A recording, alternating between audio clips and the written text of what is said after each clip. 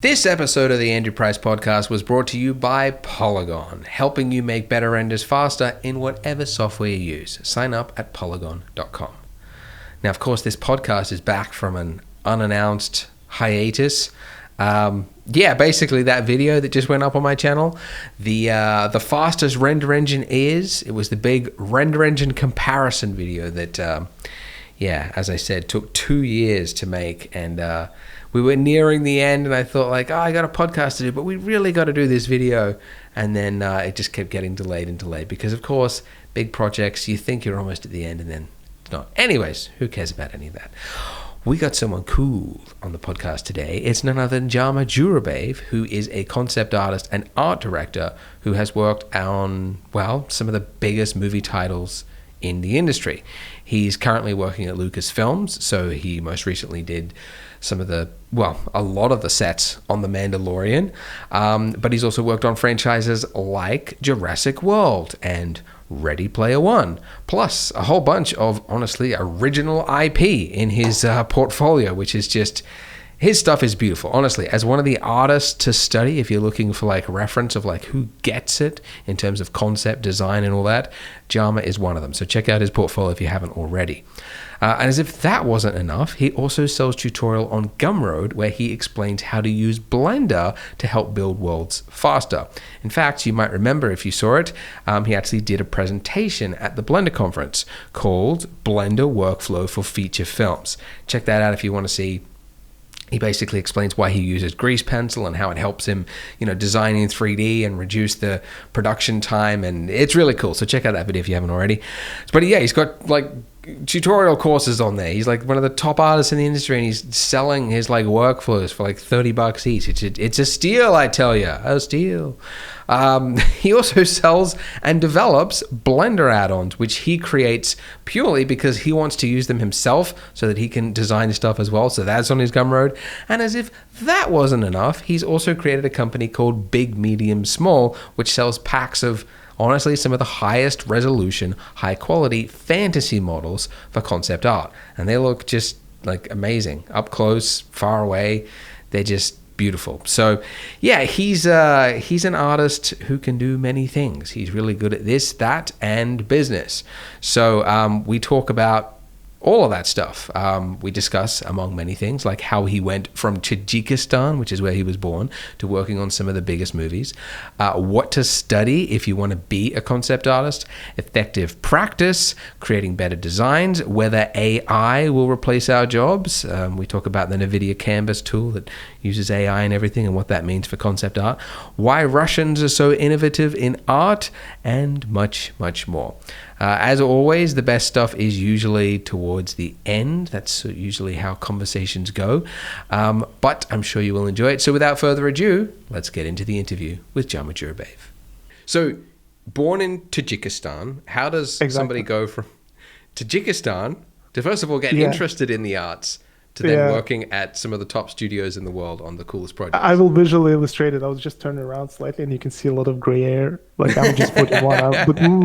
I think I'm going pretty Gandalf mode these days.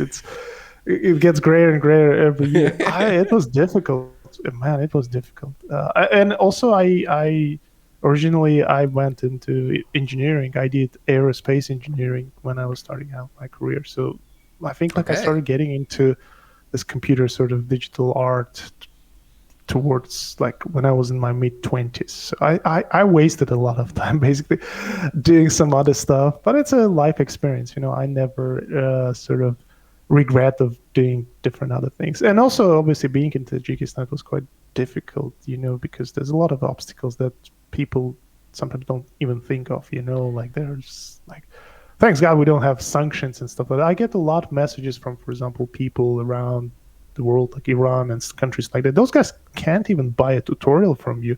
Those official, right. Yeah. PayPal won't do business with it. Nothing works. Yeah. And I do my best to help those guys. But recently I got this guy, man, it was so funny. He literally messaged me, I don't want to name anyone, but he was like, hey dude, like I'm from Iran, I can't afford your tutorial, so basically I'm just letting you know that I'm going to torrent your stuff. I was like, sure, you got my permission, go for it, right? That's Yeah. honest, isn't it? Yeah, that's Yeah, lovely. so he was literally asking me the permission to let him grab it from somewhere else, and I was like, yeah, sure, yeah. So yeah, Please there's a forgive lot me. of, And and just yeah, quick context for yeah, listeners. You're working at a concept studio, but you've got like business on the side where you're selling tutorials. You've also got mhm, big, medium, small, which we'll get into, selling models and packs and mhm, plugins for Blender. yeah. So you're working. Is it full time at Uh, Lucasfilm? yeah. Well, yes, yes. And then as well as that, you're managing Mhm, your own little enterprise on the side, which is mhm, a feat. mhm. Well, the beauty with freelance sort of life, you can choose when you want to work. So it's like I usually allocate some time for different things. And again, it's stuff that needs a lot of attention and time consuming. But I'm happy where I am right now. It's very interesting Yeah, that's to say great. at So, least. going back to Tajikistan, Yeah. so you grew up in a country that obviously has, I assume, not much of an arts industry, correct? No, not at all. So Well, what we. do you remember what it was like? Can you recall a moment in your life that you were like Mhm. interested in arts, and what was it that? Well, I guess I've been interested in art, or I was just interested in what I was seeing. Like I watched movies when I was a kid, and I was actually born in proper Soviet Union. So the Soviet Union collapsed in the early '90s, and I was pretty conscious by then. And I Wow. remember it was quite tricky, like just like, and then like obviously you wouldn't have like cinemas showing films. It was all on this pirated video VHS Yeah. cassettes, Right. right?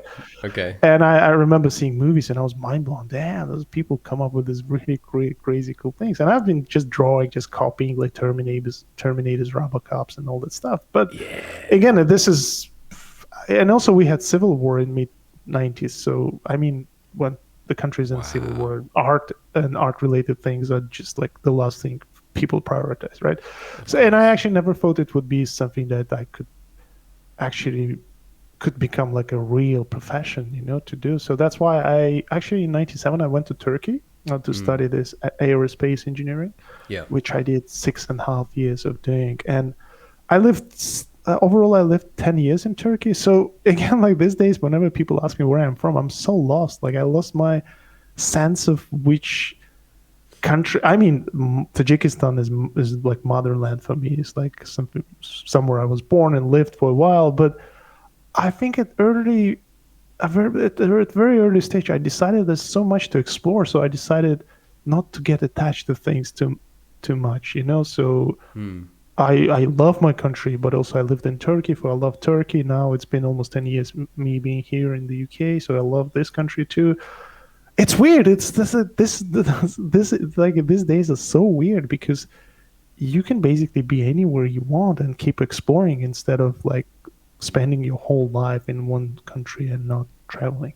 I mean, it's obvious for a lot of people, but Yeah. it kind of dramatically changed in recent decades, I would say Mm. decades. So Yeah, I think it's we're just seeing the start of it, right? Like developing mm, nations, the kids. We're seeing people that have grown up on the internet, people in India, etc., and they've had mm, access to education on YouTube, mm, and now mm, they've got crypto that they could get paid in. There's all these new mhm. things that are sort of on the cusp that I think Yeah.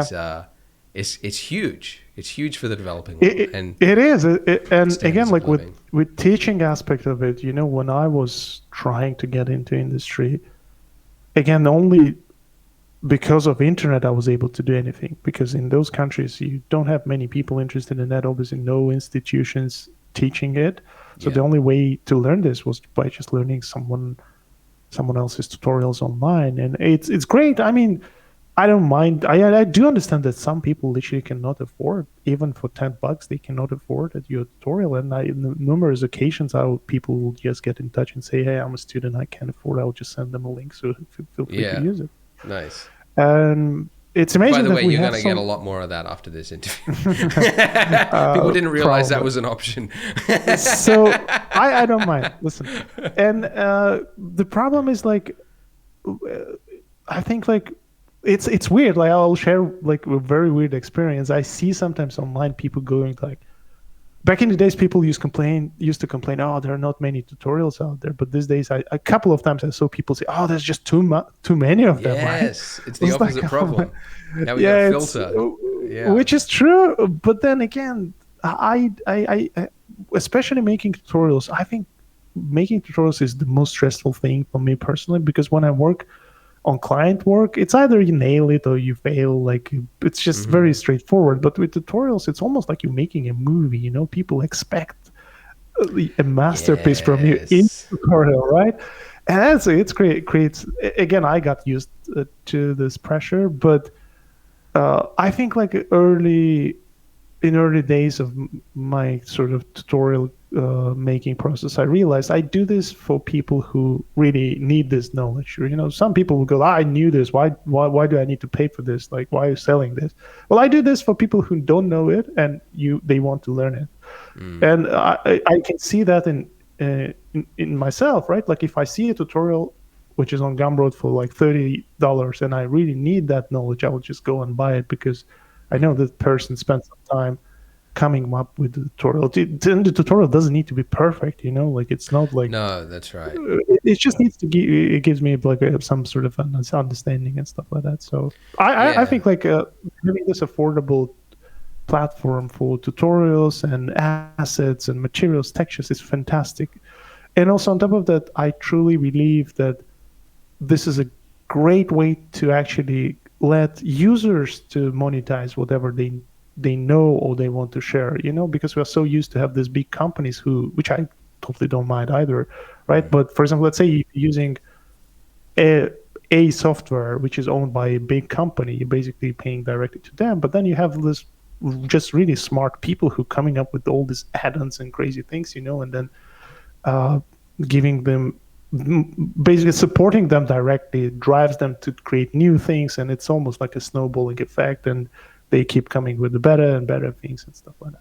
So. Yeah, absolutely. Yeah, and I think, by the way, going back to that, you mentioned about, you know, $30 for a tutorial, like that is such, I don't think people, especially the younger people, realize how much of a steal that is to like going from like universities, which is like minimum, it's like to graduate, what is it, 90, 100 something $1,000 to like you can actually get top people working in the industry going, this is a full workflow for you know, the price of a meal is insane. It's really that's true. It's never been a better time to be an artist now.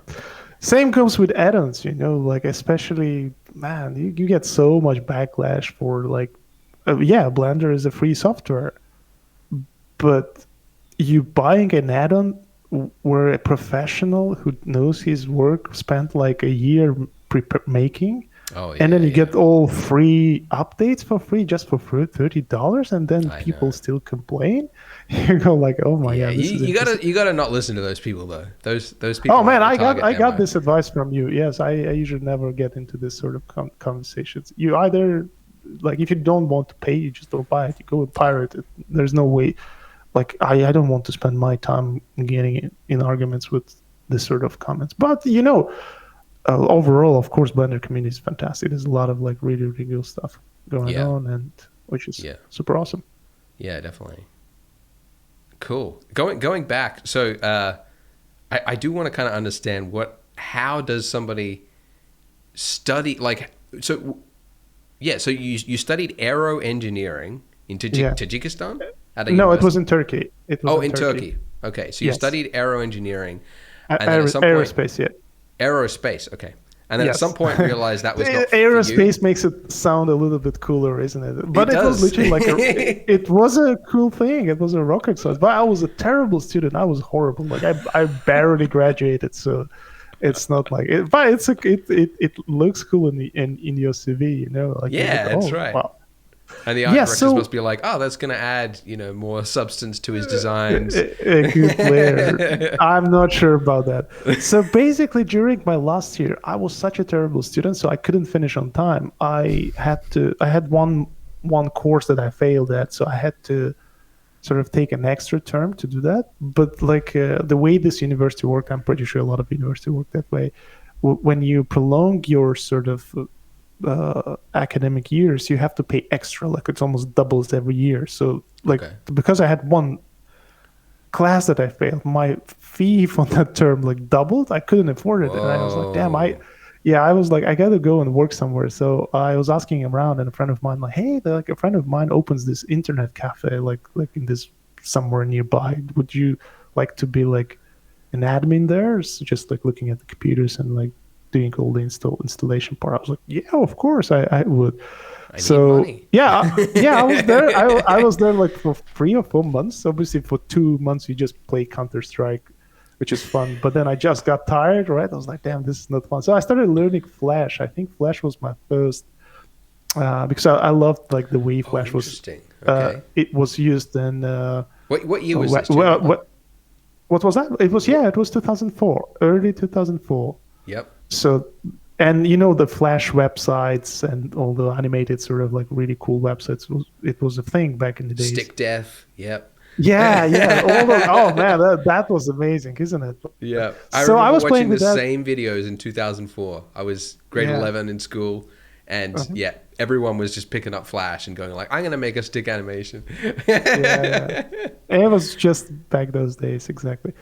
So I was playing with that, and parallel to that, I was playing with Photoshop. And just one day, I don't know, I was just looking for I bumped into this digital art. Someone was just drawing. I saw a picture; it was looking fantastic, but I didn't quite get how they made it. So I started digging deeper, and then obviously I was like, okay, they draw, right? And then I was doing that with my mouse, right, for a while, doing a sunset, very airbrushy, very soft.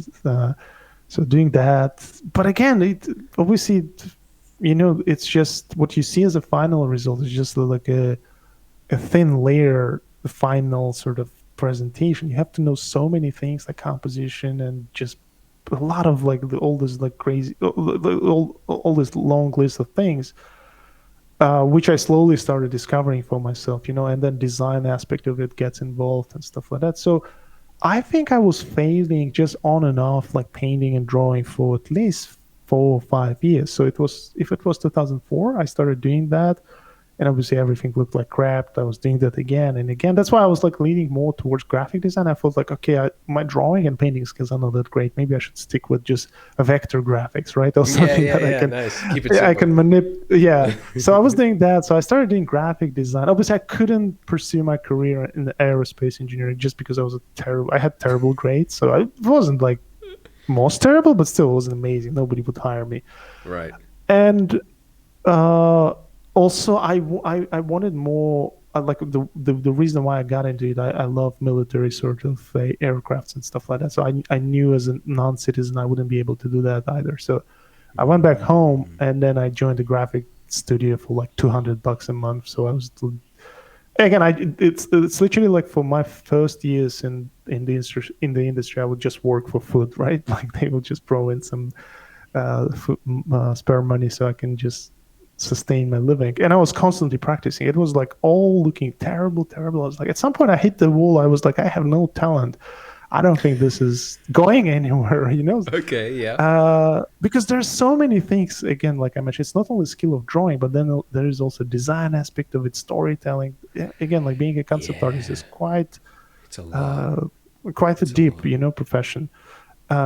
So and slow. I think in end of 2008, I did a couple of paintings, and I was this actually looked pretty good, right? Nice. And nice. This is So this is about 4 years since you started using Flash. Yes. 4 years in, starting to look good. Yes. That's good. Exactly. Right. But again, what I say good probably looks terrible.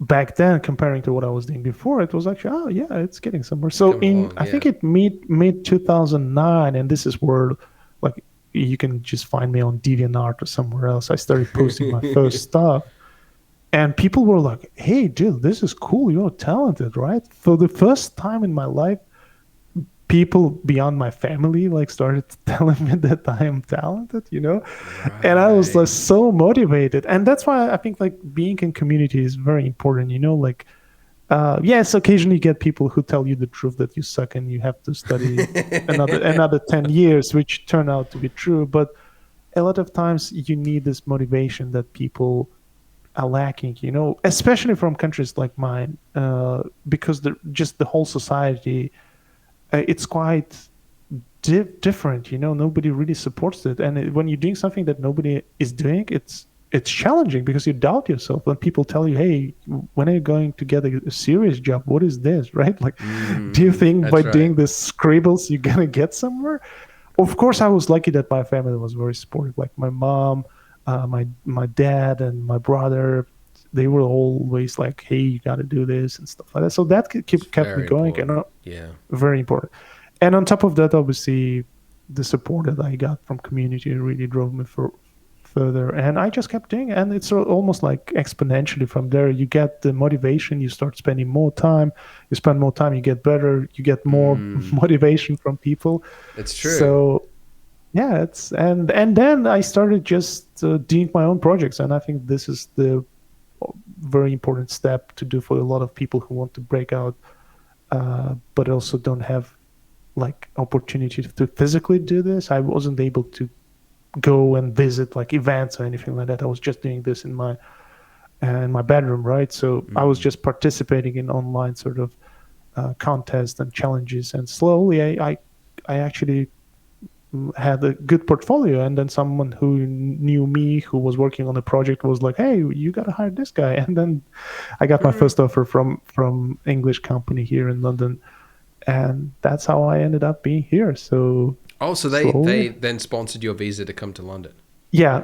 So first they got me on a temporary gig here, but they just saw how crazy I am, how much I work. I think they, I first time I came to London, I haven't seen anything. I knew this is my chance, and I was just working my ass off. Like, I think I was the only guy Right. who was taking this cab service they had for people who stay after 11 p.m. every day, because I was just staying there till 1 a.m. and I was just going out. But also, it's not like I just liked it. Where was this? What company? You said English It company? was it was MPC, moving picture company. Oh, So right. I thought you meant like a English learning company or something. oh, Okay. no, Right, I meant NPC. That's huge. Wow. yeah. That's I was incredible. first in advertising, and it was still a big step for me. And I spent there 2 solid years afterwards when they brought me in permanently. And then I went to film uh, art department at Frame Store, then ILM, and now I'm here at Lucasfilm. So That's yeah, incredible. Dude. nothing happened quickly. Nothing happened without effort. Everything was. Yeah, and I don't have wealthy parents. And in my country, we always say, "Oh, is your father like a prime minister?" I was like, "No, he's just, Yeah. just, yeah." That's incredible, man. It, That's a success story, huh? From I guess Tajikistan, so. raised I in guess a so. Soviet country, going through a Yeah, civil war, picking up Photoshop, Flash, just dabbling in it, and then yeah. you post your stuff on DeviantArt, participate in contests, Hmm. and then eventually someone says, "Yeah, hire this guy," and Yeah, then just and it all. through insane work ethic, they noticed you staying up 11 p.m. every day. Yeah, well, I guess like it's not, people always, sometimes it could be misleading saying that you gotta the only way to do it is work crazy hours. I always say in my sort of uh, lectures or mentorships, I always say it's not about time you spend, it's about the Mhm. passion you have. So if you're smart enough, you can really enjoy the life as well. But obviously, sometimes you gotta spend the hours, right? Yes. There are shortcuts, but if you love your job, a lot of time this doesn't look like a job. You're just working on it, and like you said, the hours just pass by. Yeah. What? Because I think everyone's experienced times where they've invested a lot of time into learning because they know that practice, you got Mm-hmm. to do practice, you got to put in the hours, as everyone says. But then looking back, they can look through sometimes weeks, if not months of work, Mm-hmm. and not see improvement. Mm-hmm. Um, so that leads me to believe that yes, time is important, but it's clearly not the only thing that matters. So Mm-hmm. what do you think? Like, what would be a successful practice session in your eyes? Like, if you're trying to improve, what advice would you give to somebody? Well, I would say doing that engineering helped me a lot to dissect that problem a little bit better, because again, as you said, repetitive sort of effort definitely brings you somewhere, but also you need to know which which muscle you got to concentrate on, like, if we could say that, right? Because every task, every skill, every sort of experience you're doing, it develops certain things, and you got to have a right plan. So you could be doing an exercise which completely doesn't develop that creative or drawing skill that you're trying to concentrate on. I mean, let's say, for example, you're trying to learn how to draw, but drawing as a thing is a very ambiguous sort of It's vague. skill. Yeah. There are a lot of things you can draw and how you draw it. Yeah. You got to really figure out what exactly and how you want to do it. Do you want to do light drawing, or do you want to develop your design drawing skills? Each one of those, there's different type of things. Like, if you want to get more into environment, then you need, besides learning how to draw, you need to really understand perspective very well. So it really helped me, and I started slowly chopping away those things. I knew, okay, I don't fully understand perspective. How can I get better at it? And I remember watching some tutorials and doing my own perspective studies, and I was like, am I dumb? Right? Why? I don't understand how it works, right? It's very simple. You have a horizon line, and then you have vanishing points, right? But for some reason, my brain couldn't digest that. I would just sit there. I remember one of the thumbnails I did. I still remember this. It had a big question mark because I just couldn't figure out what exactly is going on, right? You just drew it right into it. This sucks. And making doing that, if you repeat that even 1,000 times, if you're not getting to the bottom of the things, you still will just practice something. That's why having a plan and trying to understand what is actually wrong will allow you to pick up that specific muscle that you're trying to train. And it's almost like if you go to gym, you can do all of the machines there, right, for 10 years. You will develop something probably, but having a plan and specifically going for something, especially if it's professionally going to help you. Again, if you're doing this as a hobby, I wouldn't even stress it out. Do whatever you want, just enjoy it. But if you want to do it professionally, that muscle or that skill needs to be sharpened accordingly. And time plus a good plan and ability to sort of dissect it into smaller chunks, because some of those tasks are just enormous, right? Like, let's say, design aspect of it. There's visual library, there is design sense, there's so much in there, right? So doing that would be quite a big task, and you kind of need to dissect it. I've been learning 2D for I put in about 2 years of practice, every single day, putting in an hour of practice, and it took me way too long to realize this, but because people would say oh, you got to do the studies, you got to do the fundamentals, right? You got to do these exercises where you draw boxes, right? And I draw the boxes, and then I go, it's easy. Give me and then it's and then you got to do ones where you got to learn how to draw straight lines. It's I'm drawing a straight. It's I'll just do the thing, and so I do the final piece, because not only is it fun, but I feel like I'm testing more skills, right? So you get more bang for your buck, right? The problem is that at the end of it, there's so many things wrong with it that you, as a inexperienced person, can't tell. It's like trying to listen to 10 pieces of music at the same time and judge which ones need work, right? An expert might be able to, but you as a beginner, it's impossible. So it suddenly dawned on me that I had these I just kept drawing faces, portraits, and then I would do the shading and the coloring, and it just looked by the end of it. And it took me so long to realize okay, it looks because every single one of those has issues, and I couldn't tell at the time what they were. So the proportions were wrong. and I couldn't tell the proportions were wrong because it was buried under all this shading with highlights and little glowy bits. You gotta simplify that. I would say you're getting better, definitely. I keep seeing your stuff on Twitter, on Facebook. Yeah, you definitely. Thanks. Appreciate it. And if you just keep doing that, you will definitely get it. So, but also you gotta ask yourself why you're doing this. Not in your case, but let's say in my case, if I want to draw faces, I'm not a portrait painter or drawer, right? Like if I do faces, I do them as a part of my design task. So my task was always not only to be able to draw and paint something, but also to be able to come up with new things. For example, that's why like for a concept designer, it's more crucial actually to understand what your face is made from, right? Like the jaw, the nose, and all the bones and stuff like that, because then you can start playing with the proportions. And when someone doesn't know that, you can tell it because they don't know how to distort the proportions. Like for example, if you look at the caricature artists, they actually know very well how to draw. They do. That's the reason why they can distort the proportions and it still doesn't seem off, like that's the thing. Like, you probably had the struggle when even placing the eyes, you draw them and like you go, man, one of them doesn't like align with the other one, but you don't know exactly where it needs to. So it's that's the obviously drawing has this is why it's and guys, you should be totally okay with that statement. This is why a lot of people prefer 3D, because when you're drawing, you have to imagine the forms in your head and project them on the paper. And that's a very quite challenging task, especially the more complex the shape is, the more crazy perspective is, it's getting more and more complicated. So you put it in 3D, it's all sets for you.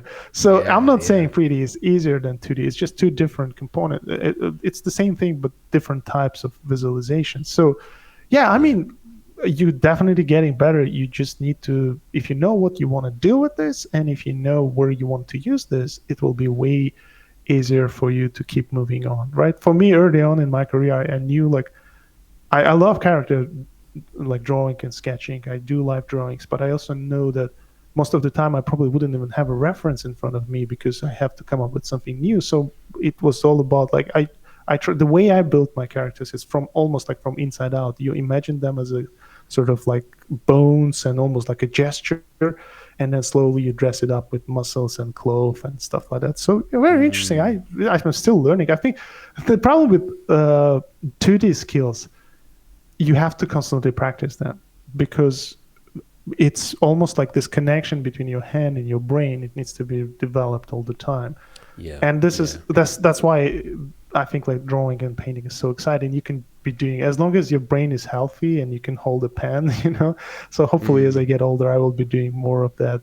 I actually, when we moved into this new place, I bought an easel, which is downstairs. So I started doing charcoal drawings as well. So really? Oh, that's cool. Nice. No, messy, it's great. Right?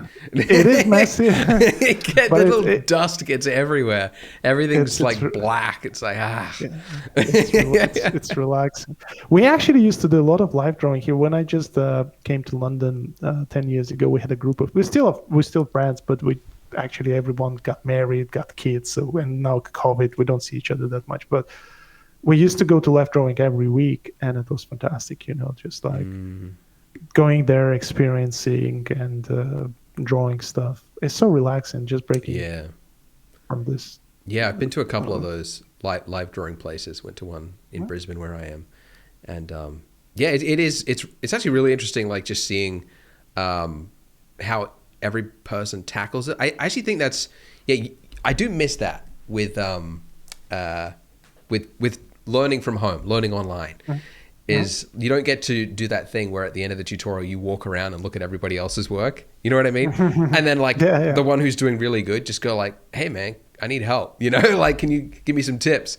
That's one big advantage to in-person things. But and usually when you go, like you mentioned, if you go to live drawing, there's always a person who sort of oversees the place and gives you like some tips. Sometimes you get the guy, sometimes you don't. But we had this guy, and he was very good. He would give you like really good. But there was one occasion where he was like, "What?" Like, so I was sitting there, but sometimes because like usually you have a live model, and then you have people around the model, just so everyone has a different angle at the pose. from where I was looking, it was very flat. So just like the twist of the pose, it was just like very uninteresting. But because I approached this as a concept artist, so I actually drew the same guy, but from a different angle. So Oh, he really? came by. Yeah, because I could see the pose and I was just like, okay, this is what the pose is there. So I drew, obviously, like having a model in front of you, it gives you a lot of information already, right? And because like the way I build stuff from inside out helps a lot.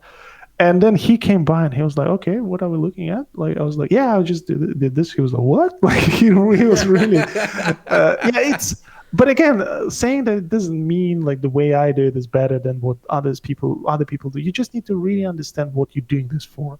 Like, for example, when I teach like drawing and painting in my mentorships. I always say there's almost two parts to this. One is observational skill when you actually develop your eye measurement, right? Like, when you have live drawing and you have people like measuring with the pen, right? It's cool because you kind of sort of, and at some point you stop doing that because your eye measurement is so good. So whatever you see, you can sort of do the projection of that on the paper. But also another one, which I personally have to balance it with, is where I have to do this without any reference. Like, for example, I'm working on this image where I have soldiers running. Like, I can't just find reference for every one of those guys, right? I have to be able to construct it from inside out. And that's what like a lot of comic books artists do, because even if they have a reference, often they just exaggerate it so much. And the only way to do that would be really understanding what bones connects to each other, how they connect, and how the sort of proportions flow into each other, what shapes you have in your body. You have a cube, you have a cylinder, you have a sphere here, and stuff like that. So, and if you go and like, no, I don't want to do concept art, I'm just doing this for illustration purpose or like portrait drawing, you probably don't need that either. But it's just both of those worlds, they fascinate me. So I'm just trying to do both of them, and it in the end helps me to progress. But with live drawing, it's a never-ending experience. So I think both of me, you and I, even if you get at the point where you feel like, I'm doing great, you will still have so much to learn, because the human body is so complex, and it's just fascinating what you can do with that. Yeah, it is interesting. Like when you start, you sort of imagine that like at some point I'll get it and I will have learned it and I can check that box. But you realize that like even the masters have never checked the box yet. They're always learning. There's always somebody better than you, and people you can learn from, which I think is kind of the point. It's the journey. Yeah, true. And then the next step would be, if I could add on top of that, the next step would be actually how you can push it a bit further, because you just don't want to do a drawing. You want to make something that looks slightly like not surreal, but that's why you have an impressionist painter, right? Like when you look at something, if you look at the history of sort of image making, you would have like this painters who would copy directly what they see in front. And at some point it became too boring. So people started creating these images where you almost see how strokes move, right? So same with live drawing. Like the task is not only to copy what's in front of you, but to give it almost like this movement in the stroke. It's really fun. Yeah, that's right. Exactly. To simplify it. So, and it's weird. Like the first time experience I had with this, like when I was a graphic designer, I had to trace a hand, right? Like just like tracing a hand. It sounds very simple. You put your hand in with the pen, you trace it. But try doing that. It's awful. It looks like sausages, right? Because it's just a contour, right? Yeah. But what makes the hand is just how gestural it is, and the gesture is not translated in just a contour. Anyway, I'm getting too much in depth, but no, what I'm trying to say, it's a never-ending process. And that's probably what makes it fun, right? Yes, yeah, and going back to when we were talking about like understanding, like interpreting. The face, getting the anatomy. Something that I noticed is with all the different skills that make up 2D, right? You've got perspective, you've got gesture, you've got shading, you've got all the list of things. You can build in kind of a feedback loop, right? As in like if you're trying to learn proportions, if you just put an image next to you and then you try drawing it, at the end of it you can put it over the top, and all the lines that are out, you go, I made mistakes here, and here. And then you try it again, and you do it again. And that feedback loop helps you when you make a mistake, realize it and improve it. But Mm-hmm. the one thing that I find I cannot get a feedback loop for is design. So say like, I think I mentioned it to Ben Morrow on that podcast. Like I was making these houses. I was trying to make like an interesting looking house. I was doing it in Blender. So I just like made these houses with like a kind of a peak top like this and kind of exaggerated the balconies going out. And then I made another one and I did this kind of thing. And then at the end of it, I couldn't figure like, how can you build that feedback loop for good design? How do you know when something has good, how can you learn good design? Yeah.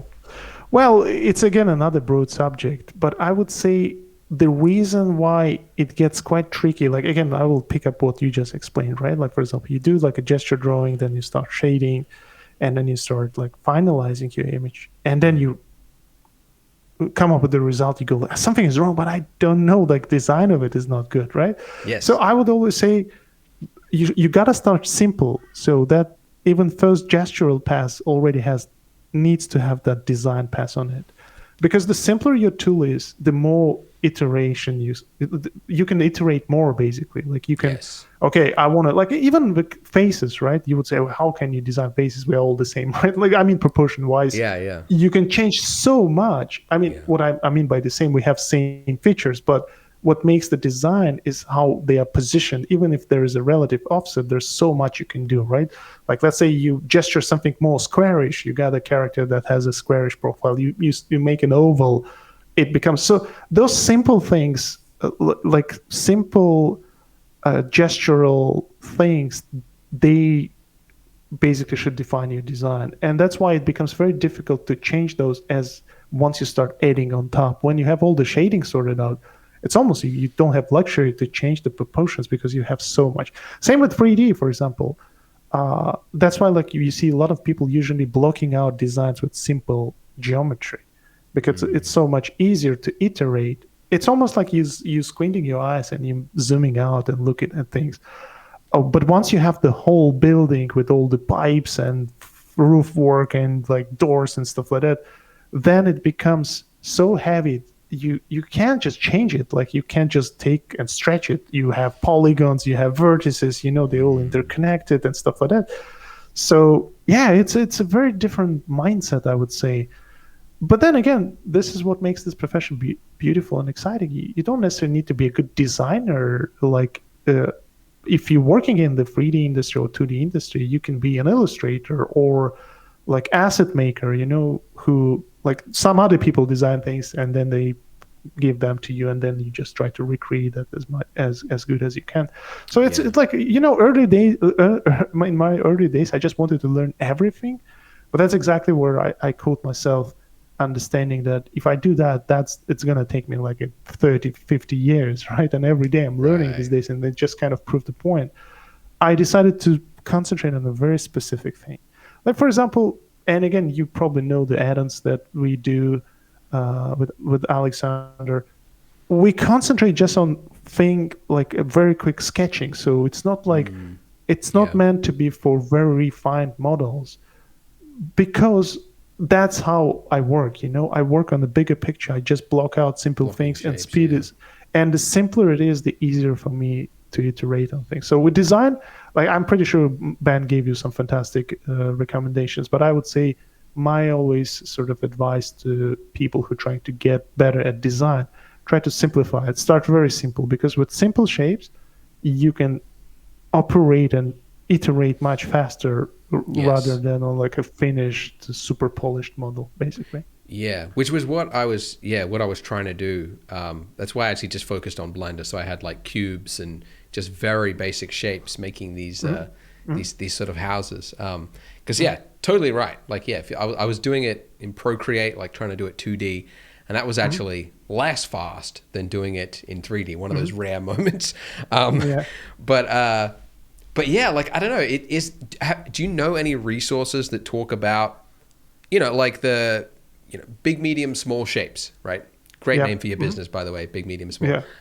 Cheers. But yeah, like the breakup of that and understanding, what proportion, like what percentage of big versus medium or small, and what is it about, Sparth's work, or some of the Mobius, or all those like great people. What is it that makes those designs interesting?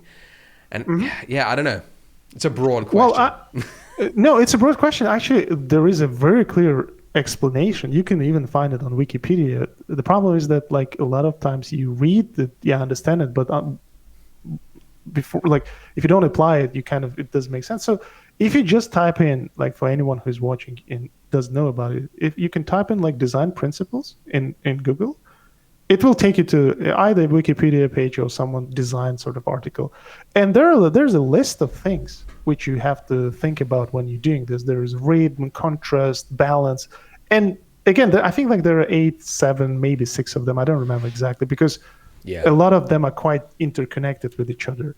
So basically you keep in mind those. But again, I personally never sort of, I just gave you that description. You can go on Wikipedia and read about those principles, but unless you start applying them, it doesn't really make sense. Like, for example, rhythm. Right. Like, what is rhythm? It's a very abstract thing. Rhythm, right? Oh, rhythm. Yes. Yeah, yes, rhythm. Yes. Like, what is rhythm? Like, it's a very like abstract. Like, you have rhythm in music as well. So it's basically something like being rhythmic or being non-rhythmic, right? Like, for example, let's say you have a composition of like diagonals, and at one place you have like a sort of perpendicular thing. It could be a tree. So that makes sort of design aspect of it. Or if you have like a vehicle, like the way your sort of parts of your vehicle flow into each other. And actually, those, I think, like every design sort of principle described in that in that collection is basically something that we figured out by looking at nature of things that exist, right? For example, if you look, why we go to like outside and we go, oh my God, this is so beautiful, right? Nature doesn't know about those principles as like definitions, right? The way nature forms, it does those things naturally. Rivers flow the way they flow because water needs to flow, and then it becomes this visual path that we all enjoy. So it's very interesting, it's very difficult to pinpoint right exactly because it's a combination of things. Then balance, for example, the way you balance your things. For example, you brought up big, medium, small. So what would be the best ratio? There's no best ratio. It's all relative, right? But again, for example, let's say you have like a blank composition, right, with everything black, and then you put a dot, and then that dot becomes like a focal point in your composition, which could be a focal point in your design. Like, let's say Death Star, you have a big orb, but right in the corner there is this thing with where the laser beam comes from, right? So that becomes sort of design thing. But if you start putting those dots more everywhere, so then whatever is not dot will become the composition element. Yes. So so how far you push, there's always this balance. And you basically, like, if you look at Spar's work, obviously Spar is a genius artist. He's fantastic. He knows exactly what he's doing. And that's why you react to his paintings and designs in that way, because he balanced it out so nicely, So again, by just reading that description, you will never become a good designer. You will become by actually experiencing, practicing it, and implementing those into your workflow. Same with cinematography. Like, I often get asked, like, how you look, like your frames look so cinematic, like regardless if I do 2D or 3D, it's not about lensing or camera effects or chromatic aberration or like color grading, which I thought back in the days. I was looking at movies, they look like movies, and then you look at the sort of what you make, it looks like even difference between like shows and theatrical sort of cinematic films. There's a difference, right? So some of it because of a frame rate they're using, but also most of it is the lighting and composition they do.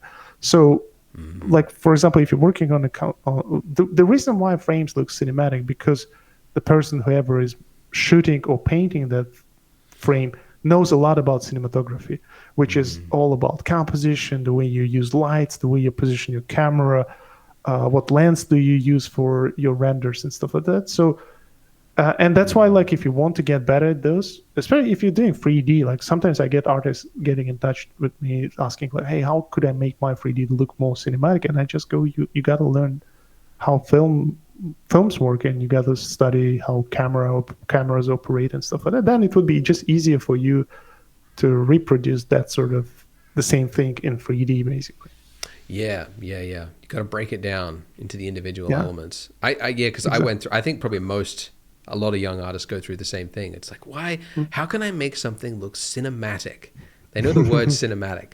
Yeah. And it took me so many years to realize what you said. It's like, it's so many little things that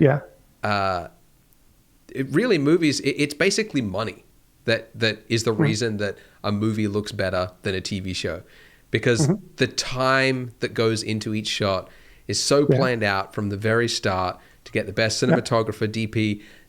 That's right. Then they got a crack lighting team, and then the costume designers, and they're hiring the best in the industries. And then not only that, but then it's the music that goes with it. They're hiring the best musicians. And then, like, I watched this course on color grading on FX PhD, and like, I never realized how much time went into color grading. But it wasn't just like, oh, you adjust the levels and the whatever. It was like, each little part had like a spot focus, and like, we got to brighten up this, and we got to track the face as it goes from this side of the screen to the other, so that the focus is on that. It's like, you can only do that when you've got a budget behind you. That's true. But anyway, that's true. But again, you just like confirm what I was saying. What they are trying to do with color grading is control the composition, right? So we darken this area, so your focal point shifts towards here and there. We add saturation a little bit here, so there is a contrast. So basically, they all following these design rules that you can literally find on Wikipedia. But the reason why they're doing that, because they know exactly what they're doing, and that means they're like professionals. Like, for example, probably I wouldn't say most professional, otherwise they will fire me, but one of the greatest directors I worked with was Ridley Scott, and he knows composition so well. Like, if you watch his movies, like, you can argue like about the sort of philosophical part of the latest movie he did with Prometheus and Covenant, but visually they look brilliant, right? Like, every frame, like Prometheus was fantastic, Covenant as well. So, and Ridley Scott knows how to compose his pictures. He just knows. Like, one of the examples, I was back in MPC when they did Prometheus. There is a famous shot of there is a famous shot of Prometheus landing, and Ridley Scott did a thumbnail which looks like very identical in terms of like how everything is positioned to the final shot. So those filmmakers, they know exactly what they're doing. They don't know the technique. I bet Ridley Scott doesn't know how to create realistic stones in Houdini, but he knows he knows all the right things. So the big picture. But then again, as an artist working in this industry, it's all about balance. Like, you need to really understand where you want to be. Again, if you're just doing this for fun, have fun. Don't listen to any of the stuff we're talking about here. But if you want sort of to convert this into something you would love to living, you have to really you need a plan. Otherwise, it's just too much to handle. Especially if, like in my case, I was starting pretty late. It's almost like the race started and I was like 100 meters behind them, right? So I had to be very calculated and just focus on things that will help me to get somewhere where I could feel comfortable and could work on something that I want to work on. All right, we'll get back to that interview with Jama Jurabaev. I'm sure he's talking about something fascinating, but we're going to do a Polygon ad read, all right? So bear with me. The episode was brought to you by Polygon, helping you make better renders faster. So we specialize in giving you assets to build better architectural renders and environments in less time. So we recently launched a whole bunch of subway tile. In the next week or so, you'll probably see some brand new concrete, as well as some of the highest resolution photo scan stumps and logs you've ever seen. We've also got, of course, all the main major categories that you could ever want. We've got things like marble, we've got a whole selection of wood flooring, tile, It just goes on and on and on. So check it out at Polygon, Poliigon. We also have add-ons that work with all major software and rendering engines so that you can basically have the add-on there. You download something and it'll read it and it'll convert it into a material for your engine, which is pretty cool. So if you want to make and design better architectural spaces and make renders that pop, sign up at Polygon.com, Poliigon. Now let's get back to the interview with Jama Jurabaev. Yeah. Well, that's a great segue to my next question, which was going to be, let's say you've got a young artist who wants to be, either just a great artist or concept, whatever it is. But what if you had to train them? Let's say they're going to be you're going to be their mentor. What things what would the curriculum look like? What would a learning curriculum look like in terms of you should focus on these core fundamentals at the beginning, or what would that look like? Yeah, well, I actually do mentorship, and I have a course which took me a while to figure out how to do properly, because again, because of the industry evolving so fast, you have so many different levels and also so many different sort of aspects of this profession. Sometimes you get illustrators who want to get into concept art. So they already have a very good base. So you can't just go down, hey guys, you got to draw a cube, right? Because they already know how to do that. So, I mean, I'm simplifying everything. But basically, like the way I teach my mentorship, I have 3 levels: beginner, intermediate, and professional. And I approach them accordingly. Because I know beginners have a very certain things they always do mistakes at. For example, one of them would be not actually knowing what they're signing up for. My mentorship, I do specifically on concept art for films. And it's the profession that's very romanticized from outside. You see, these guys, they do like all these cool things and stuff like that. But actually, a lot of people don't know how much effort needs to go into it. So for them, I mean, I would say for every group, it's basically the first thing you got to figure out the fundamentals. If the person trying to get into this industry or even working in this industry, do they have strong fundamentals? You probably would be surprised. What are some of those fundamentals?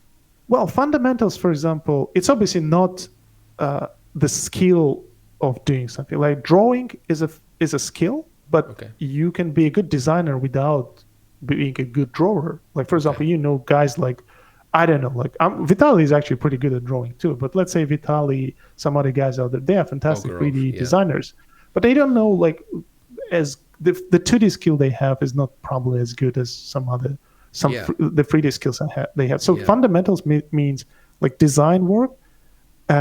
Basically, design. They need to know design principles, and they need to understand art principles, right? Like composition, perspective, and stuff like that. Because like even if you're a 3D artist, you gotta understand perspective, because there's a lot of things you can cheat. Like that's why like when people watch my tutorials and they see instead of this huge vista background, I just slap on like a plane, they go, oh, you can do that, right? I thought it was all 3D, right? So if you place it at the right angle and with the right perspective and the camera angle, it just looks like a extension of your 3D scene. So I know how to manipulate those things. So those kind of things. So basically, for a lot of for all of those groups, sometimes you would ask me, do I meet professionals who don't have fundamentals? I mean, partially. Sometimes you get people who have some really big gaps in certain areas, but most of the time it's because what they do is slightly different. You can have an illustrator who tries to get into concept art. They need to tweak and fine tune certain things because it's not the same thing. We do both paint and draw, but the pacing is different. The subjects are different. The formats are different. Like, for example, illustrators, most of the time, they probably do like square format or more like a portrait format. In films, we go with landscape. So even that could change a lot of things, So, right. Yeah, I would say fundamentals is a core problem that a lot of beginners have, because you can learn a lot of tips and tricks here and there, right? But to be able to fully control that process, and as a concept artist, you really need to control those, because you get feedback. It's not like you work, if you're doing this for fun just for yourself, and probably nobody comments on, like nobody tries to fix nobody forces you to change things. Let's say that.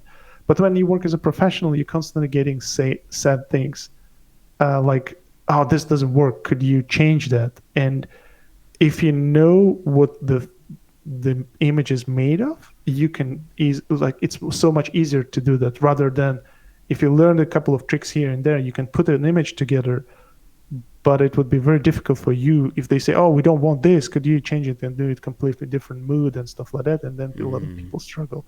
So fundamentals, I would say, would be, I mean, it's very obvious. You would say learning fundamentals is something you should always start from. And actually, there is a point why people draw cubes before diving into making proper, like full-on faces. But obviously, you got to balance it, right? Fundamentals is something you start from. And also why I believe fundamentals is the main subject you got to start from. Because fundamentals, it's timeless.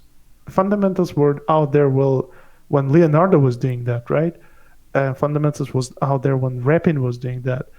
What changed are the tools. The tools keep changing, and that's why for me, like I had originally we actually skipped that part when in uni when I was doing this aerospace thing. I started doing 3D because we had this like super complex apps to calculate like the what do you call it, the flow around the aircraft. So I really liked the 3D, so I was doing some simple like 3D of some planes with all those simulations, but I never actually enjoyed it. That's why I swapped to 2D. But then later on when I had to pick it up, it was quite easy for me and natural because I had a very solid fundamentals, I knew exactly how everything works.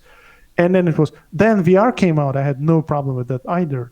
And then tomorrow something else comes out. So my dream is actually when AI comes out, I would just tell AI like, "Hey Siri, could you do a fantastic landscape for a new movie I'm working on," right? But again, and this is exactly the same thing you mentioned, right? Like with AI coming in, a lot of people think, "Oh, it's going to take over." Potentially it will, but also it will help us.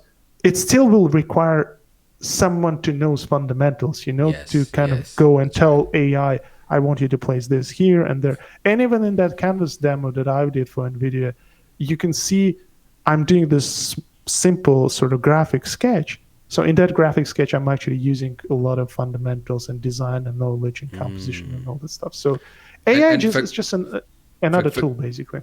Yeah. I was going to say, for context, NVIDIA has released a tool. What's it called? Canvas? Canvas, yeah. Yeah. Which gives you the most simplest of tools. It's like, this is the landscape tool, this is the sky tool, this is the lake tool, and you draw, looks like an MS Paint drawing. It's like, this is blue, this is green, and you're just like throwing stuff on the canvas, and then next to it is what the AI has interpreted and gone, okay, you want a river there, you want the landscape there, and it makes it look like a photo. And so a lot of people are understandably very scared of that. But to your point, the AI doesn't know, like, you couldn't tell the AI, like, make it better, like make a better design. It doesn't know, right? Like, it's up to you to figure that out. And then also it's doing a lot of the like heavy lifting, which is kind of repeatable by any sort of technical artist, right? Like making that landscape look kind of realistic is kind of a simple move, but the actual, what you did then, polish it. You took that kind of basic thing after you put the fundamentals down and then also took it into Photoshop to make it something better. I think that's what a lot of people are missing, is that it's just going to make, I believe anyway, I'm curious your thoughts, but I believe it's going to make concept art faster and cheaper. I think in general, I'm always trying to look for opportunities rather than like the negative side of things.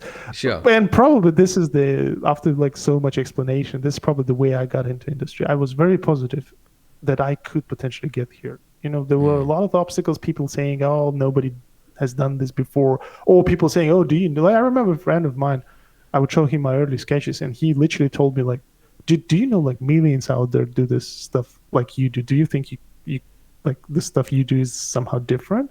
But I believe that's different, right? Even though it was still the same stuff that Right. everyone else was doing. So with any kind of startups, like I get approached a lot by different companies, like a VR company or like a company who's doing some like real time stuff. Oh, I always say, like, guys, like, I'm totally on board. It sounds interesting. I mean, obviously, there is a money side of it, like you competing with these big giants in the industry. So you need to be very careful about how you do that. But I would love to help you. I would just love to sort of give you whatever I can, because making your own product is damn difficult, right? So, and especially when the only thing that keeps you alive is that you see the potential. You just need to sort of like go, I can take it somewhere, and then you just need to. Same with like AI thing. It's very promising, and people go, oh, you're shooting yourself in leg, right? I go, no, it just removes a lot of unnecessary work. Yeah. My job is not to paint a rock. My job is to paint a rock in a very specific place, so there something could happen in that setting, right? Like I can Tell a add some story. characters. Yeah. Yeah, so if you do that, but again, and then the argument that, oh, now everybody could do that. No, it doesn't work like that. Like Yeah. 3D, everyone can create a cube, but not everyone can create something that looks art directed. So it needs a lot of Yeah. knowledge. It's like everyone's got a phone on, sorry, a camera on their phone now, but Mhm, it's not like the photography business died because mhm. everyone's got their own camera, right? Because That's true. the good photographers know all the other stuff that makes a photo look good. So Yeah. everyone's grandma can take a photo of a birthday cake celebration. Yeah. But to Well, make it look beautiful, that is still a skill that that not everybody can do. exactly. There's this little story. I mean, I'm not sure if it's even the real story, but apparently, like, there's a conversation between a grandma and like a grandkid who is doing some computer work, and the grandma goes like, I don't understand why they pay you so much. You just sit in front of your computer and move your mouse. And the guy goes like, well, grandma, you're welcome to do that. She was like, oh, I don't know those tools, right? So, well, if you don't know those tools, right, that's why you're not getting paid. So yeah, it's on top of just having strong fundamentals and stuff like that, and you got to know your tools as well. So that's why it's important to find that right balance, to spend equal time on that. And right, that's why I think, like especially like in my countries, I wouldn't say my country, it's just in general a post-Soviet sort of union. I would remember when I was a kid, I was looking at people who are over their 40s. It's almost like their life was over. They had no goal. But obviously, like, it's hard to judge because the Soviet collapsed. A lot of people lost the sense of like why they even lived, what they lived for, right? But I do Right. remember like people didn't have any purpose in life. And I look at myself every day still. I have so much passion, and I'm always interested in something. And that's why I feel lucky, and that I have this job where there's so many uncharted territories, and all I need to do is just carry on and just keep trying to find something interesting for myself. Yeah.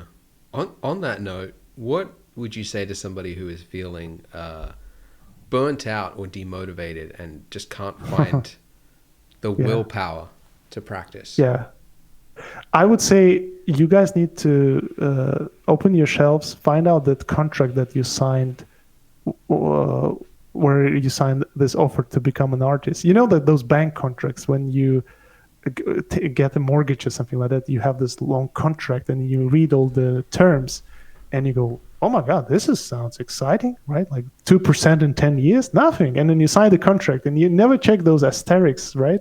The little stars which says like you got to pay this and that. So I always keep joking about it, but for every artist, those asterisks thing, if you read them, it actually says you will always self-doubt yourself, because no matter like what projects you work on, you always go like, man, maybe I'm not that good, right? Because every project you do, you raise the bar, right? Like you work for bigger companies, for bigger money, for bigger projects, and you work with much more talented people, and you just get stressed. Like I know my artists, like fellow friends who are like working in the top projects, and I go like, dude, like on that project, I felt like I'm not doing a great job, and they was, man, I felt just the same, right? So it's like a never-ending thing. And Yeah. also the second one, I mean, the list actually is pretty long. We're gonna limit ourselves on those two, so people don't get demotivated by becoming an artist. The second one obviously is the burnout, right? When you do certain things, and this is like a very common problem because there are so many like aspects to this. First, after like 5 years working in the industry, your dream was to work on these movies, right? You got into it, and after 5 years, you realized, oh man, this is actually the same thing all over again, right? And then you get in depression mode, thinking like, oh, I'm going to do this for the rest of my life. So it's inevitable, and people have different degrees of that. But for me personally, because I have so many things I'm interested in, let's say I'm not working on a movie I like, but I have my personal time where I can sculpt, I can draw, I can go back to basics, revise some of the fundamental stuff that I wasn't good at. So my recipe for that would be swapping subjects, right? For example, let's say you draw, like, and you don't feel like you are progressing enough or fast enough, or not, or you like plateaued, right? Like you just, or even like degrading, right? Like sometimes it happens as well. You just gotta swap and do something else. Sometimes you just need to leave and don't do anything. Just do something completely non-related to art. But trust me, if there was I stopped reading those books, right, where it goes like, 30 ways to make yourself happy, or like 69 ways of being a professional, right? There's those magical numbers. I'm making it up, but great book. I just stopped reading those because they all say the things that you exactly know, but you're not just doing them, right? So, like, for example, yeah, exactly. They say like the same things all over again. Balance it out.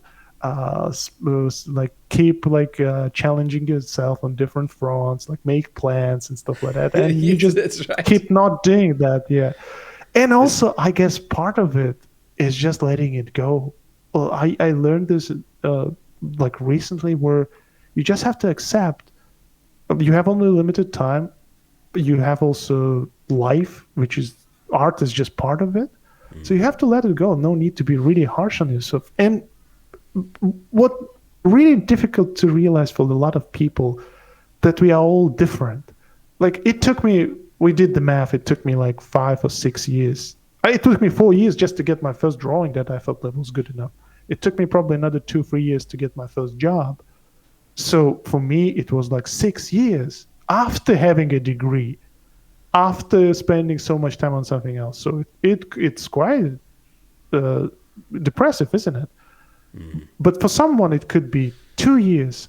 But then you would also have cases that for someone, it would take 15 years. So that's the number that scares off a lot of people, you know? And I naturally understand that. Like, it's just a lot of effort, and then you end up not achieving what you doing, and then you see examples of people who did that. So there's a lot of things you just need to let it go, and not, this is in the end just a job, you know. It's not like something that will affect you in a long way. I sort of I find that when I'm feeling burnt out and just like, I can't do it, it's just not there, it's a couple of things that can help. One is taking a break, as you said, and just kind of going, like, removing that kind of expectation that you have on yourself to like constantly improve, constantly. It's just kind of like, maybe I just need to take a break, because I've spent sometimes months just pushing through it, thinking that no, it's daily practice, and then I look back and I go, well, actually I didn't really learn anything because I was just burnt out. That's true. But then also just doing something for fun, just goofing around and doing something that you don't intend to share with anyone else, that is just like, I'm just going to make a spaceship, or I'm just going to draw a sexy lady for the hell of it. You know, like just something that is just like you want to do for no other purpose. And then it can kind of like reinvigorate that, like, I'm making something from my mind and I'm visualizing it. And that's really cool. And I don't know. Those two things help me. Yeah, totally agree with you. Yeah, indeed. Sort of going back to, all right, we talked about the curriculum of people learning things. What would you say are some of the biggest myths or wastes of time in concept art?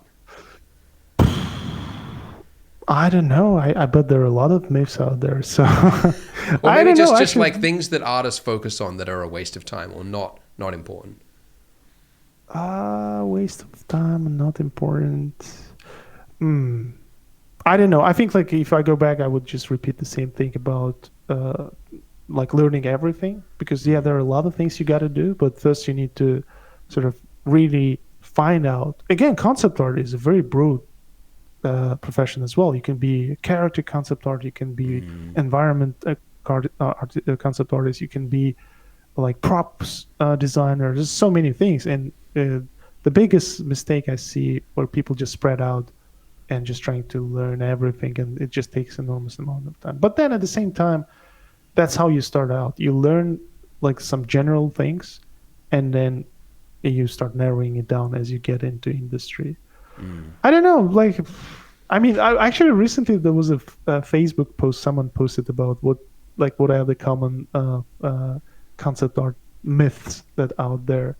I don't know. I read it and it was Okay. funny, but I don't remember any. One of them was like how people would show like something that they worked on for 5 days and say it was a quick sketch in production or something like that. Oh So yeah. Yeah, yeah. the whole quick sketch thing is quite a pain. I think we all did that when we would do something and post it as a label it as a lunch sketch. So I don't know.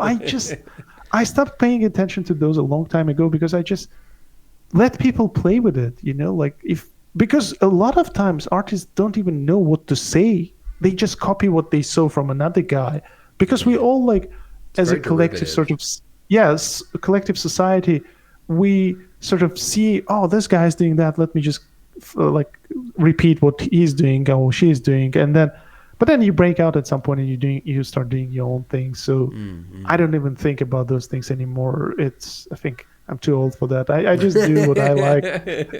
The myths and stuff. I also consciously decided very early days in my career, I'm not getting involved in any kind of dramas. Art society is very dramatic. You say someone said something right, and then this whole Yeah, yeah, yeah. shitstorm happens.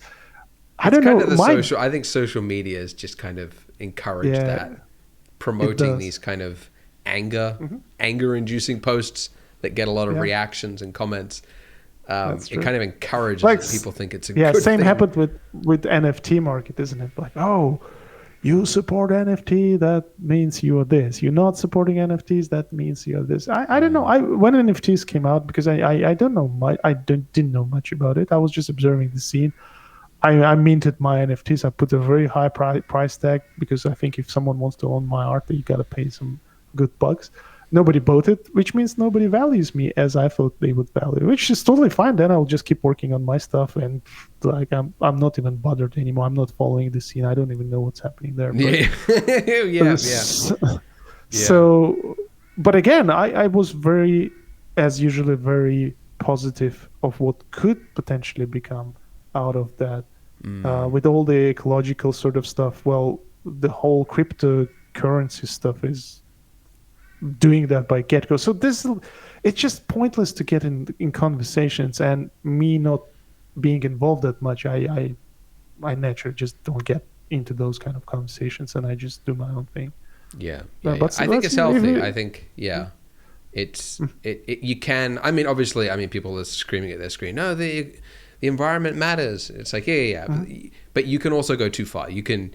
There are people who are, starting campaigns against someone, an artist who has started selling NFTs, and it's like, is this the best use of your time or anyone's time? There's probably other things that the energy that goes into that is not free. It's not yeah, never ending. that's Anyways, true. But yeah, again, it's personal choice. If people like this, having healthy discussions online, totally fine. That's why we have comments and stuff like that. You do occasionally get some unexpected anger, and that's weird. Like that was weird to me when I was starting out my career. But then I just got used to it, and I like from one of the most fascinating one for me would be if you do something good and it looks good, people start looking for a cheat, right? yeah, Like yeah. let's say you do a great painting and they go, oh, where did you copy this from, right? Oh, I recently had this incident on Instagram. I don't want to bring it up, but I was just accused by stealing someone else's work, like, which I never did actually. But again, something looks good. Nice. People just expect something illegal happening in the background, right? Like, let's say you did a fantastic, beautiful scene, right? You spend so many hours doing that, and then they go, "Oh, well, show me the wireframe," right? Right? Like it's almost like devalues it, you know. But trust me, I don't think a single time I replied to any of those comments. If people want to know something very specific, I'm always more than happy to help.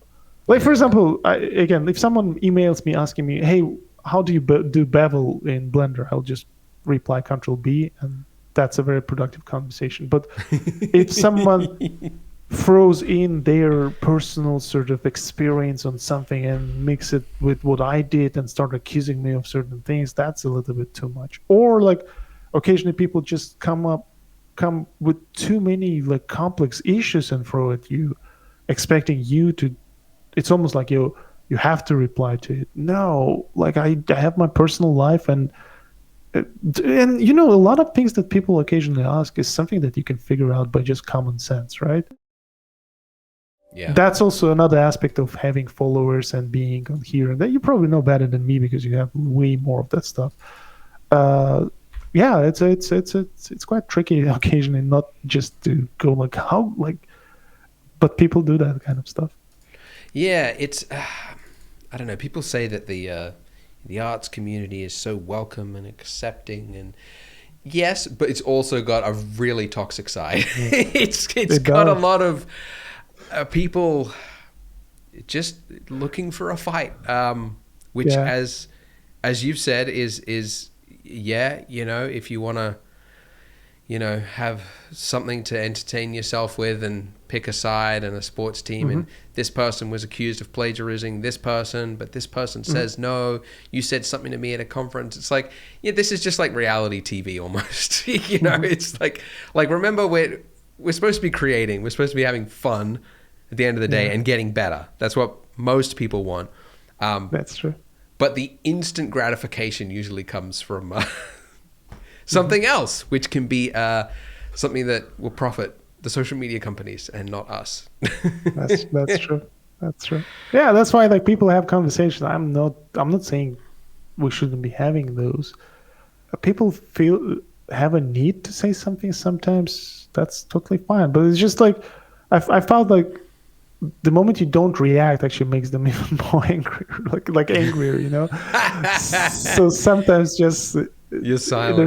There's a temptation to say something back, but then you just know, like, if you just don't say anything, it will just wind them up.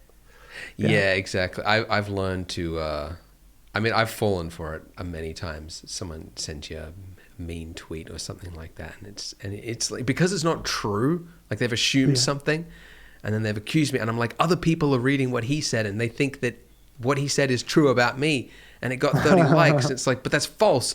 So you jump in there, and then it's like, oh, and then a discussion starts. Now everybody's Twitter's like promoting it to everybody else. It's like, no, why did I reply? But yeah. Anyways, so sorry. In a nutshell, you will have a better chance to get a response from me if you just ask me how to do bevel. Technical question. How do you do a bevel? Control B, and then you just use your scroll to get some subdivision. And you can do cool stuff. That's awesome, man. That's good. I admire your positivity and because it does require focus to, because you can't focus on everything. You can't do everything, and you have to prioritize what is important to you right now and your long-term growth. And I think you got the right idea. You got your head screwed on right. It's nice. I want to talk a little bit about the business side of things, because of course we talked a little bit your plugins and your tutorials. You also have this business called Big, Medium, Small. Yes. Which, tell the folks what that is. Well, it all started very naturally, you know. Just like my add-ons, I would have some certain things I would want to do in my. I would want to implement into my workflow, but it just wasn't there. Like, for example, same with add-ons, I love this sort of rough approach to things where I simplify think, and that's why we hooked up with Alexander and we did Quick Shape, and now we did Quick Texture, which is super useful.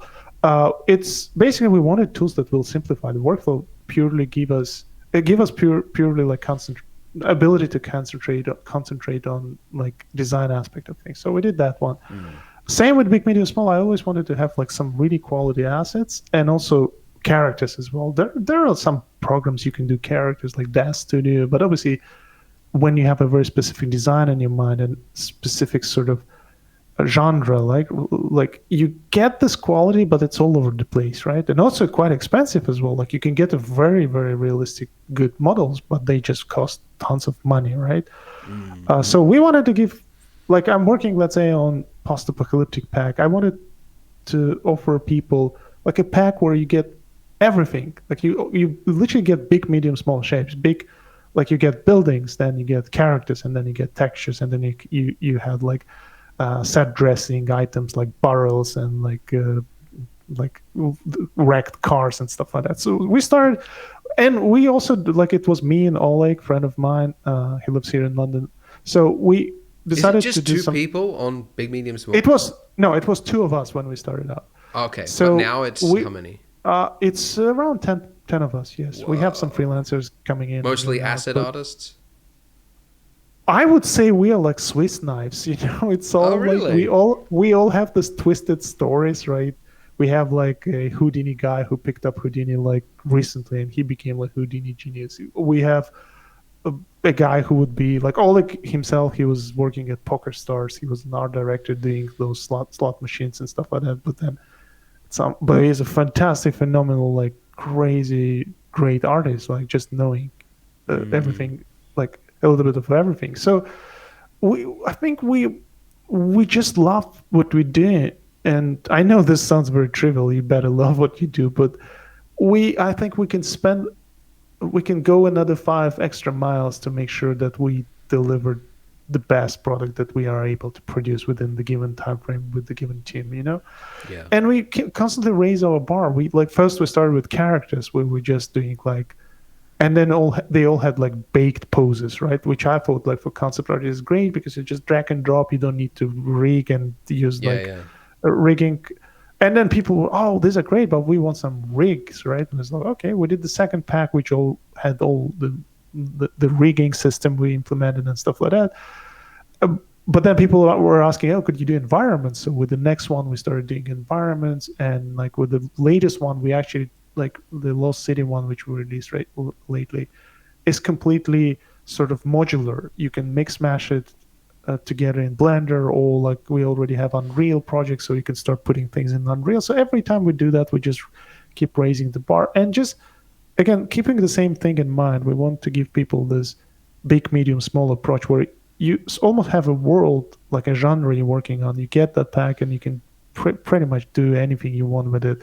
Instead of like investing your money and time into different resources, it just becomes very expensive. And we're trying to close that gap there, basically. And getting assets that match is exactly so important. Yeah, I'm curious. Would you say a lot of people don't realize that business is. You think like it always starts with like, I'm just going to sell a little pack of this. I'm going to sell like an add-on or something. And then you make a lot of money from it. And then you go like, great, I'll hire another person. And you go like, all right, hire another person.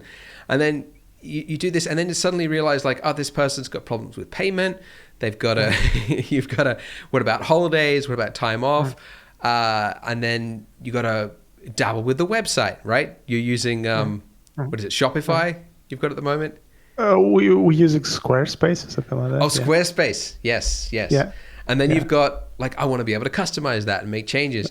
How have you managed this transition from creator to businessman, leader of a company? How's that going for you? Well, I don't think I'm like in pure sense businessman. I still love the making those products, right? So we're still working with the team. Like I don't know as much as they do, but I see the overall picture much better in some cases, and I know exactly what needs to be done. When it comes to this sort of managing part of it, I absolutely don't like doing that. So I'm just trying. We have Michaela who's helping me right now. She's a fantastic person. She does a lot of things on our Instagram and stuff like that. So the website is another pain because we started very small. We only had one pack. Like right now, we have like 3 packs that are coming out soon. So we got to reconstruct that thing so it works perfectly. So I'm doing some prep work on that as well. Yeah, it's tough. It is very tough, and again, it takes so much time to do certain things. Yeah. And there are so many different fronts where you have to fight on, so it is difficult. But anyway, let's get back to it. So yeah, it's tough. I find managing part of it is quite tricky. So and the key here for me is just getting right people involved, and like Michaela she's brilliant right now. She's helping out with a lot of things. Hopefully, as we go, we will grow the team and we will have much more people helping us out with this. Yeah, where do you see the future of Big Medium Small? Is it going to be a big enterprise, big asset library with unlimited subscriptions? And if we keep doing that, yes, we will shift. I understand like every pack. We set quite a high bar for our quality. Like comparing to our competitors, we are probably the most expensive one in terms of the. But it's worth quality it. It's quality and quantity and variation you get and modulation, and also like. My goal was always it needs to look both on promo materials and when you scroll and zoom in, it needs to hold up, right? I'm very confident with a lot of our assets. Like you see the renders, they look great, but also when you scroll in, it looks like exactly like it was advertised. So that was very challenging. Like for example, for buildings, how would you go about this? And we have a lot of like cool things that we develop. Like for example, let's say you've got a big barn, right? Like in Wild West. Do you use procedural texturing, which kind of looks great on the building, but when you zoom in, there is no dirt and no like wherever objects are touching each other, there's no occlusion, dirt, and stuff like that. So how would you tackle that? So we spend a lot of time. Or like let's say you do procedural sort of texturing, but how would you avoid repetition? So you have wooden planks, but they all look different and stuff like that, but still having the texture size big enough to be able to sustain the sort of the textile aspect of it, so it's not blurry and stuff like that. A lot of stuff like that goes into it, and some of it is just researching, trying to do a lot of R&D. But in terms of where it's heading towards, I do agree at some point we will offer a subscription model, because you can't just buy like 20 packs for that given price. It would be just too much. Yeah, exactly. We'll just switch to subscription subscription model, and then we'll see how it goes from there. But for now, our biggest dream is just to keep growing it. We like every pack we choose is always about something we personally love. Like we did the medieval one because I like that one, and Oleg as well. The second one we had to do was post-apocalyptic one because we are all from ex-Soviet Union. We didn't even need any references for that pack, right? It's all in here, right? So because all the kind of destroyed buildings and the weathered sort of dirty gas masks. I saw those things in my life, God. Right? So we don't need that. So we did for Wild West. We actually had the very perfect plan to actually go to the US to like proper Wild West sites to do a lot of scouting, textures, and stuff like that. But then COVID exploded, right? We couldn't go, so we did it remotely, and we actually figured out that. All the textures in that pack, actually, Alexander and Jocelyn from our team, they shot it somewhere like near Moscow in a village. So we realized that wood texture looks good, equally good in Wild West and somewhere in Russia. Right? So, that's crazy. It's just you just need to kind of adjust the contrast and the saturation, the hue, and it just looks good. Then it's desert. Yeah. So for Lost City, we did extensive research on Mayan, Inca, and Aztec culture. We tried to do something that looks authentic and good enough. But then again, we were accused for stealing, plagiarism, like a lot of it's just never-ending story. Oh my God, you just got this drama crowd following you wherever you go. Yeah. Well, people have the right to say that. We put our soul in. We just loved like exploring those, and we also never colonized anyone. We've been the people who've been colonized all the time. So I think it definitely wasn't cultural appropriation. On opposite, I think it was appreciation, because we tried to, like, if it wasn't us, nobody would create it as we did it, right? Like, it would be just on pictures. But now people could come up with like worlds exploring the assets we had based on Mayan and Incan Aztec. So I look at it this way: if someone got offended by it, people have right to have opinions, but I was very positive when we were making it, and we are not some people accuse it of cultural appropriation. Well, I mean, yes. I mean, wow. I mean, like I try to, like, understand, the different critiques that people could have, but like, I can't think of anything that matters less than cultural appropriation in that aspect. That's reaching. That's really reaching. My God. Yeah. Well, fun. You live, you learn. So like, for example, we were like, at some point we realized, like, man, we just got male characters and they're all white, which is true. Like, I'm not a white person. I don't know if I think I lost my identity. I don't know who I am anymore, because my mom is half Russian, my dad is half something. So it's like really hard to say what ethnicity I belong to. I mean, obviously, looking at me, you could probably tell, but we realized we need to have more female and white and color characters. So we started like the next pack we're doing, we have diversity basically, and it wasn't forced. It wasn't because people like accusing us on something. We just felt like it's the right thing to do. And even when we did post-apocalyptic pack, usually like post-apocalyptic characters, or just characters in general, they have some English names, right? Like John or whatever, like the classic English name is.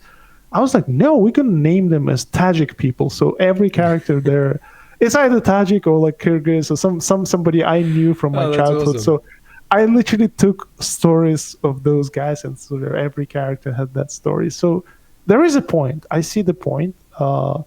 And again, there's no excuse not to listen to people and try to sort of explore different aspects of what we're doing. So we're willing to do that. There's no bad intention in any of stuff we've been doing. I think, by the way, I think we were talking a little bit earlier about the derivativeness of art. You go to ArtStation and you can kind of feels... It can feel a little inbred sometimes. Everybody's just copying each other's themes and concepts. Yeah. But I actually noticed whenever I find somebody who's like really innovating and creating like inventive ideas and styles, or like, they're usually Russian. I don't know what it is. I saw your post. I think I saw that. I think I saw that was a Twitter you posted. Yes, some time ago, isn't it? I don't know. It's interesting that I in a way I agree with you, but also we are terrible at monetizing that skill. Like, I see some. Yeah, it's a given fact. Really? Right? I mean, wow. Okay. You would imagine the artists that you find who are like super crazy creative, they must be like doing well financially, right? But most of those guys, they're not, because we're basically, it's still the legacy of that Soviet Union. Oh, at least this is the way I explain myself. Maybe there's another reason for that. There was no purpose of being super creative because you don't get paid more. Like, you can be super creative, but everyone was paid like relative equal money, right? So opposed to Western cultures, where the more you stand out, you can actually monetize it, right? Especially with these days with social media, you can like see like clearly how it works, right? If you stand out, if you have ability that people are willing to follow you for, you can somehow monetize it. It could be a skill, it could be just you being, it's not just, you can be entertaining, or you could be skillful, you could be strong, you can be fast, and you do those things, right? And you would imagine someone who is very creative should be doing well. Oh man, and unfortunately it's not the case. Like, I know artists, like there's a couple of artists, again, I don't want to bring up any names, but like, you look at the art and you go like, holy smokes, man, you're so talented. You must be doing like at least a book or something like that. And you ask the guy, and he goes like, no, it's just my hobby. I do it in my spare time, right? So I think like the way I found myself somewhere in the middle, like I'm not, I don't say I'm super innovative and talented and I do like crazy things, but I found that there is people who actually want to see this sort of stuff. And I started doing my own products, using my ability to come up with certain things. So it is a skill, again, like marketing and selling yourself as an artist is a skill that needs to be developed. In terms of like, I would say on average, when you meet, if I could just throw in a theory about that, I would say exactly because like Russian speaking countries, in those countries, people don't know how to monetize it. They are not afraid to experiment. They just go like, I'll spend 5 years doing these weird paintings, right? Mm-hmm. In Western cultures, it's a bit more. It's difficult because it's different because in Western cultures you can't sustain this, right? Like you have to be able to do a living. You have to. For example, I saw this when I came here in London. I saw this happening at work. Like I would have my colleagues they will get paid and do the job, but they didn't have interest to keep going because it was enough for them. They were like making enough money and they were happy with what I was. It wasn't like I still had the baggage of these habits where I felt like I need to do more and more and more to sustain myself and to be able to grow and stuff like that. So I would say, yeah, that could be it's just my theory. I don't know. I wouldn't say like it's about talent. We have talents everywhere. It's just a lot of people in those type of countries, they just do it because they're bored, right? Like they have, man, there's some fantastic artists, like a lot of artists, like 2D artists would know Sergei Kolesov. He used to like fantastic. You probably know his work. He's like super creative, super fantastic artist. But he used to work in carpet factory, creating these patterns, like little patterns you see on carpets, right? Yeah. And then someone saw his work, like, dude, what the hell are you doing with your life? And then he got invited to France. He worked on Really? Dishonored 2. Yeah, he worked on Dishonored 2 and a bunch of other projects. Just talented dude. There are some other guys like. So that would be my theory. That's an interesting theory. I hadn't considered that. You're probably right. So somebody else's theory was that, and I noticed this in Korea as well. Like wherever there's like a language bubble, or specifically in Russia, a culture bubble, because it was sort of disconnected from, I guess, the rest of the Western world for a long time. It kind of had its own thing sort of bubbling and new ideas there, but I actually think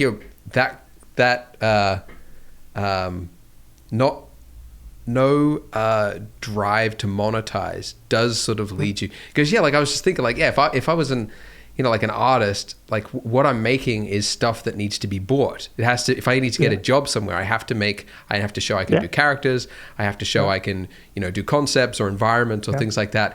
If you're just doing it for fun, you would just do whatever the hell you want, and that's usually whatever you dreamed up that night. And that's really good theory. I like that. That could be a very solid reason. Again, like a lot of West, the way you sort of invest your time, just like you explained earlier, you sort of try to predict where it goes, right? Like you go like, okay, what's my product, right? Like it's almost like, I know I'm not saying that or this is bad, right? Or this or that is right, or vice versa. It's just different cultures. I find myself enjoying myself when I balance them both. Sometimes I like last year before COVID exploded, I actually left my work. Like I just wanted to do sculptures because I this is something I still want to do it. Yeah. Because I like it. Okay. I have no purpose. But then I started producing those VR sculptures, and companies were getting in touch with me like, hey dude, could you like sculpt something for us? Like we want to put it into gallery. I was like, well, hold on guys, I'm not ready yet to do that, right?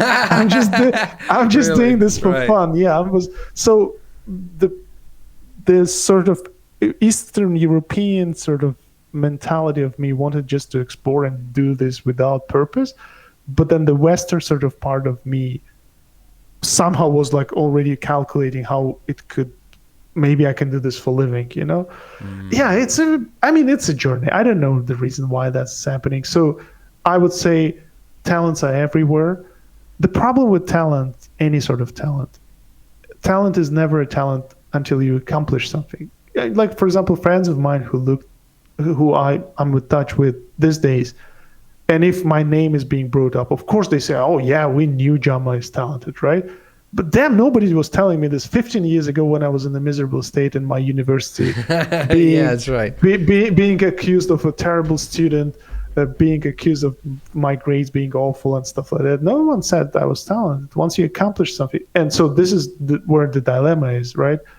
How can you get that motivation to accomplish something if you only get credited when you accomplish something? So it is like a never-ending loop. So the best way to do this, it's just let it go.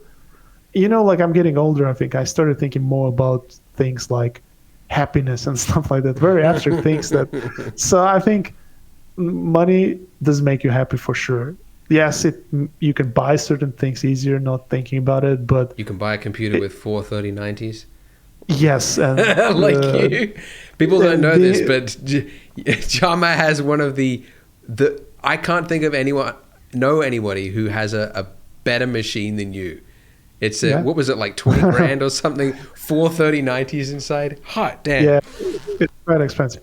Well, I was in a very mediocre machine for a long time, and I felt and there is like sometimes, again, just as a joke, people would throw in this subject. I would say when I was like, remember that period when I was learning digital drawing and painting, I had this one computer, and at some point I had to back home to Tajikistan, and I was working with my brother, and I had this computer because he didn't have computer at work. I have to travel with this computer every day to work. Like, and just so you know, it wasn't iMac. It was the whole big ass computer with the desk, with the tower, with the monitor, with the mouse and the keyboard.